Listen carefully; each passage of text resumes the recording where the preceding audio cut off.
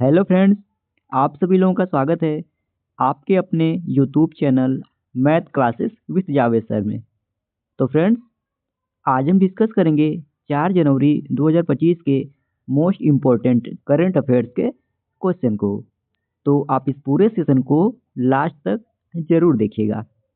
और अगर आप हमारे वीडियो को पहली बार देख रहे हैं तो चैनल को सब्सक्राइब करना ना भूलें, ताकि हमारे द्वारा कुछ भी अपडेट किया जाए उसका नोटिफिकेशन आपको सबसे पहले मिल सके।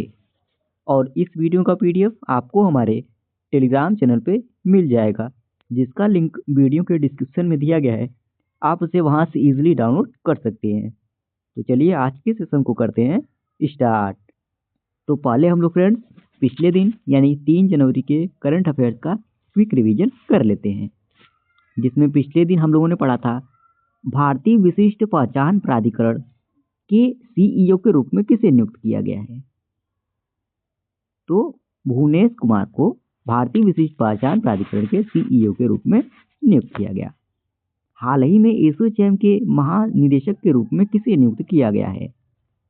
तो मनीष सिंघल को एसोचैम के महानिदेशक के रूप में नियुक्त किया गया। भारतीय वायुसेना की पश्चिमी कमान के प्रमुख का पदभार किसने संभाला है। तो इसे जितेंद्र मिश्रा ने संभाला है। आर वैशाली ने विश्व ब्लिट्ज चैंपियनशिप के महिला वर्ग में कौन सा पदक जीता है। तो इन्होंने कांस्य पदक जीता है। डीपीएस बैंक के नए सीईओ के रूप में किसे नियुक्त किया गया है। तो रतन वर्मा को डीबीएस बैंक के नए सीईओ के रूप में नियुक्त किया गया है। हाल ही में 33वीं बार संतोष ट्रॉफी 2024-25 का खिताब किसने जीता है। तो इसे पश्चिम बंगाल ने जीता है। इसरो ने जनवरी 2025 में जीएसएलवी के जरिए कौन सा उपग्रह प्रक्षेपित किया है। तो NVS-2 को अभी हाल ही में इसरो ने प्रक्षेपित किया है। 16 जनवरी को लोकपाल दिवस मनाया जाएगा। इसके मुख्य अतिथि कौन होंगे। तो मुख्य न्यायाधीश संजीव खन्ना इसके मुख्य अतिथि होंगे। साल 2025 का पहला शतक किसने लगाया है। कुशल परेरा ने साल 2025 का पहला शतक लगाया है। हाल ही में विश्व अंतर्मुखी दिवस कब मनाया गया है। यह दिवस अभी हाल ही में 2 जनवरी को मनाया गया।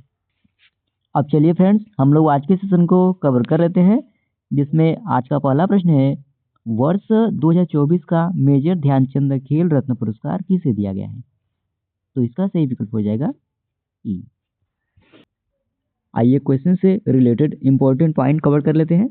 तो केंद्रीय युवा मामले और खेल मंत्रालय ने राष्ट्रीय खेल पुरस्कार 2024 की घोषणा की है और 17 जनवरी 2025 को राष्ट्रपति भवन में अवार्ड सेरेमनी होगी। अच्छा फ्रेंड्स, मेजर ध्यानचंद खेल रत्न पुरस्कार के बारे में भी हम लोग जान लेते हैं।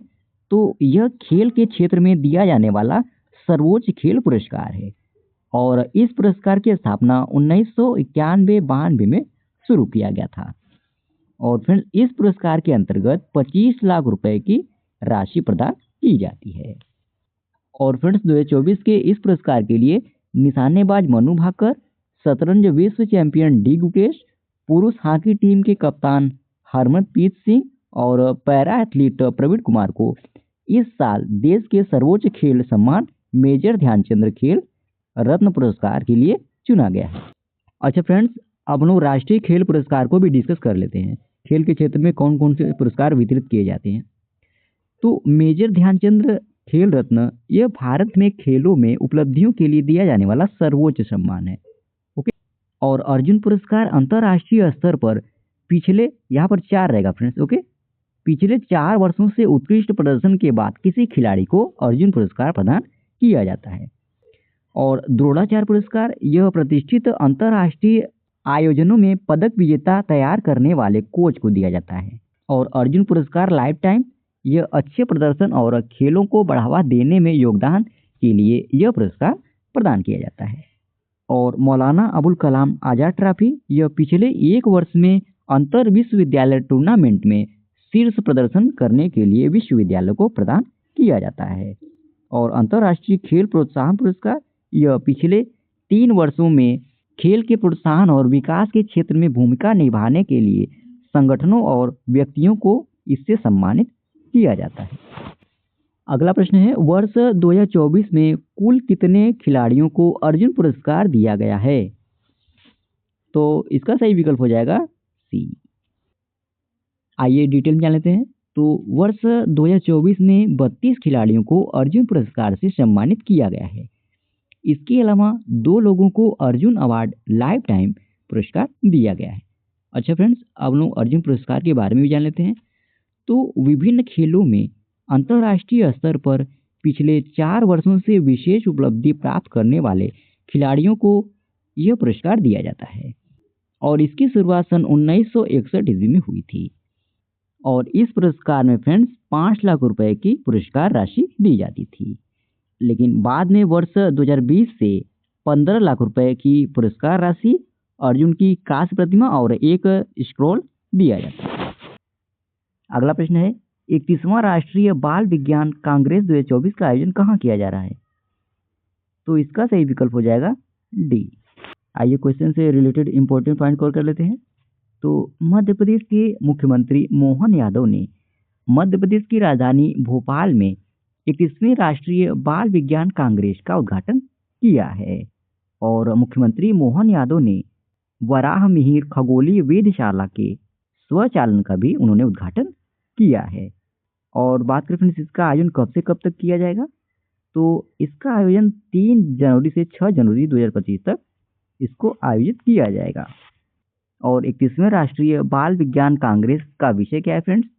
तो स्वास्थ्य और कल्याण के लिए प्रवचन तंत्र को बढ़ावा देना, यह इसका मुख्य विषय है। और फ्रेंड्स, 30वीं राष्ट्रीय बाल विज्ञान कांग्रेस का आयोजन यह 27 जनवरी से 31 जनवरी 2023 को अहमदाबाद गुजरात में इसको आयोजित किया गया था। और पहला राष्ट्रीय बाल विज्ञान कांग्रेस का आयोजन सन 1993 ईस्वी में किया गया था। अच्छा फ्रेंड्स, अब लोग 2024 के कुछ प्रमुख सम्मेलन को डिस्कस कर लेते हैं। एशियन सम्मेलन 2024 का आयोजन यह लाओस के वियंतियाने में इसको आयोजित किया गया। 19वां G20 सम्मेलन 2024 का आयोजन ब्राजील रियो डी जेनेरो में आयोजित किया गया। 16वां ब्रिक्स सम्मेलन 2024 का आयोजन यह रूस के कजान में आयोजित किया गया। 50वां G7 सम्मेलन 2024 का आयोजन यह इटली के फसानो अपुलिया में आयोजित किया गया। 24वां SCO शिखर सम्मेलन 2024 का आयोजन यह कजाकिस्तान के अस्ताना में आयोजित किया गया। नाटो सम्मेलन 2024 का आयोजन USA के वाशिंगटन DC आयोजित किया गया। 6वां स्क्वाड शिखर सम्मेलन 2024 का आयोजन यह USA के डेलावेयर में आयोजित किया गया। और जलवायु परिवर्तन सम्मेलन COP29 का आयोजन यह अजरबैजान के बाकू में इसको आयोजित किया गया। अगला प्रश्न है, रक्षा मंत्रालय ने रक्षा क्षेत्र में मौजूदा और भावी सुधारों को प्रोत्साहन देने के लिए किस वर्ष को सुधारों का वर्ष घोषित किया है? तो इसका सही विकल्प हो जाएगा बी। आइए डिटेल में जान लेते हैं। तो रक्षा मंत्रालय ने भारत के सशस्त्र बलों को तकनीकी रूप से उन्नत युद्ध के लिए तैयार बल में 2025 के लिए सुधारों का वर्ष घोषित किया है। और इसके उद्देश्य की अगर बात करें तो बहुक्षेत्रीय ऑपरेशन, बढ़ी हुई संयुक्तता और बेहतर रक्षा, सैनिकों के लिए सशस्त्र सेनाओं का आधुनिकीकरण करना, यह इसका उद्देश्य है और यह रक्षा मंत्रालय के द्वारा इसको घोषित किया गया है। अच्छा फ्रेंड्स, एडिशनल इन्फॉर्मेशन में आप सभी लोगों को हम पिछले वर्ष यानी 2024 में जितने भी वर्ड ऑफ द ईयर घोषित किए गए थे उसको रिवाइज करवा दे रहे हैं। तो ऑक्सफोर्ड ने 2024 का वर्ड ऑफ द ईयर किसे को चुना है? तो ब्रेन रूट को चुना है। कैम्ब्रिज डिक्शनरी ने 2024 का word of the year manifest को चुना। कोलिंस डिक्शनरी ने एल्बम शीर्षक ब्रेन को वर्ष 2024 का वर्ड ऑफ द ईयर घोषित किया। संयुक्त राष्ट्र ने 2024 को अंतर्राष्ट्रीय कैमलिट्स वर्ष घोषित किया। मैरियम वेबिस्टर ने ध्रुवीकरण को वर्ष 2024 का वर्ड ऑफ द ईयर घोषित किया है। अगला प्रश्न है, घरेलू उड़ानों में इन फ्लाइट वाईफाई इंटरनेट सेवा शुरू करने वाली पहली भारतीय एयरलाइन कौन सी बनी है? तो इसका सही विकल्प हो जाएगा ए। आइए डिटेल में जान लेते हैं। तो एयर इंडिया देश की पहली ऐसी एयरलाइंस बन गई है जिसने डोमेस्टिक फ्लाइट में इन फ्लाइट वाईफाई कनेक्टिविटी को शुरू किया है। और एयर इंडिया के मुताबिक यात्री इन फ्लाइट वाईफाई के जरिए ग्राहक 10,000 फीट से अधिक ऊंचाई पर एक साथ कई डिवाइस का आनंद उठा सकते हैं। अच्छा फ्रेंड्स, अब हम लोग एयर इंडिया के बारे में जान लेते हैं। तो इसकी स्थापना 15 अक्टूबर सन 1932 ईस्वी में हुई थी और इसका मुख्यालय नई दिल्ली में स्थित है और इसके वर्तमान अध्यक्ष नटराजन चंद्रशेखरन है और इसके वर्तमान सीईओ कैंपबेल विल्सन है। और फ्रेंड्स, आप सभी लोगों को हमने पढ़ा था एयर हेल्थ की 2024 ग्लोबल एयरलाइंस रैंकिंग में टाटा की एयर इंडिया यह 61वें रैंक पे रहा। अगला प्रश्न है, हाल ही में वाव थराद को किस राज्य का नया जिला मंजूर किया गया है? तो इसका सही विकल्प हो जाएगा बी। आइए डिटेल में जान लेते हैं। तो गुजरात सरकार ने राज्य में एक नया जिला बनाने की घोषणा करते हुए थराद वाव को 34वें जिले का दर्जा दिया है और साथ ही 9 नगर पालिकाओं को महानगर पालिका का दर्जा देने का भी फैसला सरकार के द्वारा किया गया है। और बनासकांठा जिले के विभाजन से बनाए गए थराव वाव जिले का मुख्यालय थराव होगा। यह नया जिला 7 तहसील वाव, सुईगांव, थराद, दियोदर, भाभर, खलाड़ी और काकरेज को शामिल करेगा। और फ्रेंड्स, बनासकांठा जिले में पहले कुल तहसीलें थी जो अब घटकर 7 रह जाएंगी। और बचे हुए बनासकांठा जिले में कौन कौन सी तहसीलें बची हैं उसको भी डिस्कस कर लेते हैं। तो पालनपुर, डीसा, अमीरगढ़, दांता, धानेरा, वडगांव और दांतीवाड़ा यह बनासकांठा जिले में बची हुई तहसील होगी। और फ्रेंड्स, थराद और पालनपुर के बीच 80 किलोमीटर दूरी होने के कारण नए जिले का गठन प्रशासनिक कार्यों को सुविधा प्रदान करेगा और यह गुजरात का 34वां जिला होगा जिसका मुख्यालय थराद होगा। मेन पॉइंट आप लोग जानते रहे फ्रेंड्स। पहले गुजरात में जिलों की संख्या कितनी थी? 33 थी और अब कितनी हो गई है? 34 हो गई है। और 34वां जिला कौन बना है? तो थराद राव बना है। और किससे अलग होकर बना है फ्रेंड्स यह? तो बनासकांठा से। इतना पॉइंट आप लोग जानते रहिए बस। अच्छा फ्रेंड्स, क्वेश्चन हमारा गुजरात राज्य से संबंधित था तो हम लोग गुजरात राज्य के बारे में भी जान लेते हैं। तो गुजरात की स्थापना कब हुई थी? 1 मई 1960 में हुई थी। गुजरात की राजधानी कहाँ है? गांधीनगर है। गुजरात के वर्तमान मुख्यमंत्री कौन है? भूपेंद्र भाई पटेल है। और यहाँ के वर्तमान राज्यपाल कौन है? आचार्य देवव्रत हैं। और गुजरात से संबंधित कुछ महत्वपूर्ण करंट अफेयर्स का रिवाइज भी कर लेते हैं। तो गरबा को यूनेस्को विरासत सूची में शामिल किया गया। केंद्रीय मंत्रिमंडल ने गुजरात के सांडद में एक नए सेमीकंडक्टर संयंत्र को मंजूरी दी है। केंद्रीय पर्यावरण मंत्रालय द्वारा जारी स्वच्छ वायु सर्वेक्षण में सूरत शीर्ष पर रहा। प्रधानमंत्री नरेंद्र मोदी ने सूरत में जल संचय जन भागीदारी कार्यक्रम शुरू किया है। गुजरात राज्य में सौर ऊर्जा से चलने वाला देश का पहला सीमावर्ती गांव यह मशाली गांव बना है। और ये फ्रेंड्स गुजरात राज्य का मैप। अगला प्रश्न है, केंद्र सरकार ने एक राष्ट्र एक सदस्यता योजना की शुरुआत कब से की है? तो इसका सही विकल्प हो जाएगा सी, यानी 1 जनवरी 2025 से अभी हाल ही में केंद्र सरकार ने एक राष्ट्र एक सदस्यता योजना शुरू की है। आइए डिटेल में जान लेते हैं। तो केंद्र सरकार ने 1 जनवरी 2025 को एक राष्ट्र एक सदस्यता योजना शुरू की है और इस देश के सभी लोगों को प्रमुख प्रकाशकों की शोध ई पत्रिका तक पहुंच तक प्रदान करने में मदद मिलेगा। और इस योजना के तहत देश के सभी केंद्रीय और राज्य संचालित उच्च शिक्षा संचालनों को एक ही मंच के जरिए अंतर्राष्ट्रीय पत्रिकाओं तक पहुंच मिलेगा। और बात करें फ्रेंड्स, इस योजना के लिए कितनी राशि आवंटित की गई है? तो 3 कैलेंडर वर्षों के लिए, जिसमें 2025, 2026 और 2027 की अवधि के लिए कुल लगभग 6,000 करोड़ रुपए आवंटित किए गए हैं। और इस योजना का महत्व क्या है? तो यह योजना वैश्विक अनुसंधान इकोसिस्टम में भारत को स्थापित करने की दिशा में उठाया गया कदम है, जो सरकारी संस्थानों में सभी छात्रों, शिक्षकों व शोधकर्ताओं के लिए शोध कार्य को आसान बनाएगी। अगला प्रश्न है, किस देश में भारतीय नर्स निमिषा प्रिया को मौत की सजा सुनाई गई है? तो इसका सही विकल्प हो जाएगा बी। आइए डिटेल में जान लेते हैं। तो केरल के पलक्कड़ जिले के कोलंकोड की रहने वाली निमिषा प्रिया को कथित तौर पर एक यमन नागरिक की हत्या करने के लिए मौत की सजा सुनाई गई है। और फ्रेंड्स, निमिषा को यमन से भागने की कोशिश के बाद उन्हें गिरफ्तार किया गया था और इसके बाद एक निचली अदालत ने निमिषा प्रिया को सन 2020 में मौत की सजा सुनाई थी। और यमन के सुप्रीम कोर्ट काउंसिल ने 2023 में इस सजा को बरकरार रखा था और यमन के राष्ट्रपति रशद अल अमीनी ने निमिषा प्रिया को मौत की सजा को मंजूरी दे दी है। अगला प्रश्न है, हाल ही में वर्ल्ड ब्लिट्ज शतरंज चैंपियनशिप 2024 का खिताब किसने जीता है?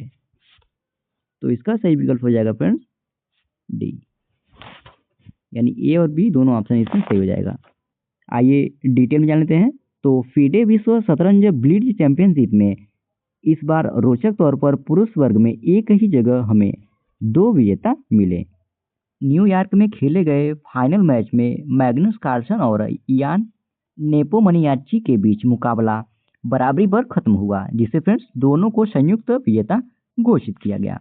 और वहीं फ्रेंड्स महिला वर्ग में चीन की जून वेंजुन डे ने ली टिंगजी को हराकर महिला वर्ग का खिताब इन्होंने जीता है। ये फाइल फोटो देख सकते हैं फ्रेंड्स, इन्होंने महिला वर्ग का खिताब जीता है और ये पुरुष वर्ग में इन्होंने संयुक्त विजेता इन दोनों लोगों को घोषित किया गया। अगला प्रश्न है, हाल ही में अंतर्राष्ट्रीय मन शरीर कल्याण दिवस कब मनाया गया है? तो इसका सही विकल्प हो जाएगा डी। आइए डिटेल में जानते हैं। तो अंतर्राष्ट्रीय मन शरीर कल्याण दिवस हर साल 3 जनवरी को मनाया जाता है, जिसका उद्देश्य मानसिक और शारीरिक स्वास्थ्य के बीच संतुलन को बढ़ावा देना है।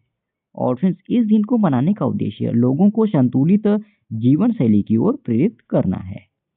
और इस दिवस की अगर थीम की बात करें फ्रेंड्स, तो समस्त कल्याण मन शरीर और आत्मा है, जो मन शरीर और आत्मा के बीच सामंजस्यपूर्ण संतुलन प्राप्त करने के महत्व पर जोर देकर समग्र स्वास्थ्य और जीवन शक्ति को बढ़ाने पर केंद्रित है। और फ्रेंड्स इस दिवस की शुरुआत सन 2019 में की गई थी। अच्छा, अब हम लोग जनवरी 2025 में अब तक जितने भी दिवस मनाए गए हैं उन सभी दिवसों के साथ थीम को भी डिस्कस कर लेते हैं। तो 1 जनवरी को वैश्विक परिवार दिवस मनाया गया। और थीम की बात करें फ्रेंड्स, तो एक साथ हम समृद्ध होते हैं, हमारे वैश्विक संबंधों का जश्न मनाते हुए, यह इस दिवस की थीम रही। और 2 जनवरी को विश्व अंतर्मुखी दिवस मनाया गया। और थीम क्या रहा इस दिवस का? तो शोर भले ही विश्व में कुछ शांति और स्थिरता वर्तमान वैश्विक जलवायु के साथ गहराई से मेल खाता है, यह इस वर्ष की थीम थी। तो फ्रेंड्स इसी प्रश्न के साथ ही ये आज का हमारा डेली करंट अफेयर्स का सेशन समाप्त होता है। आशा करते हैं आज का आपको सेशन अच्छा लगा होगा। और फ्रेंड्स इस वीडियो का पीडीएफ आपको हमारे टेलीग्राम चैनल पे मिल जाएगा, जिसका लिंक वीडियो के डिस्क्रिप्शन में मेंशन है। आप उसे वहां से इजीली डाउनलोड कर सकते हैं। और वीडियो में लास्ट तक बने रहने के लिए धन्यवाद। आज के लिए इतना ही। जय हिंद, वंदे मातरम।